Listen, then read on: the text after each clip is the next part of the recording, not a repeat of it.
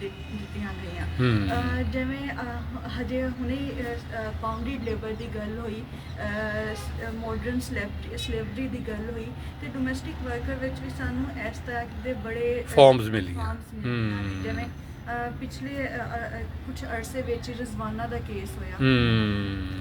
ਬੱਚੀ ਸੀ, ਬੌਂਡਿਡ ਲੇਬਰ ਵਿੱਚ ਸੀ, ਲੇਕਿਨ ਹਾਂ ਅਗਰ ਅਸੀਂ ਸਾਡਾ ਮਾਸ਼ਰਾ ਦੋਨੋਂ ਤਰਫ ਅਸੀਂ ਗੱਲ ਕਰਦੇ ਹਾਂ ਕਿ ਹਾਂ ਵਾਲਿदैन ਨੂੰ ਵੀ ਆਪਣੇ ਬੱਚਿਆਂ ਨੂੰ ਕੰਮ ਤੇ ਨਹੀਂ ਰੱਖਣਾ ਚਾਹੀਦਾ, ਲੇਕਿਨ ਇੱਕ ਅੱਜ ਦੇ ਦਿਨ ਵੈਸੇ ਮਜ਼ਦੂਰਾਂ ਦਾ ਦਿਨ ਹੈ, ਲੇਕਿਨ ਮੇਰੀ ਨਜ਼ਰ ਵਿੱਚ ਇਹ ਹੈ ਕਿ ਇੱਕ ਮਾਲਕ ਜਿਹੜਾ ਹੈ, ਮਾਲਕ ਤੇ ਵੱਡਾ ਮਜ਼ਦੂਰ ਵੀ ਰੱਖ ਸਕਦਾ ਹੈ।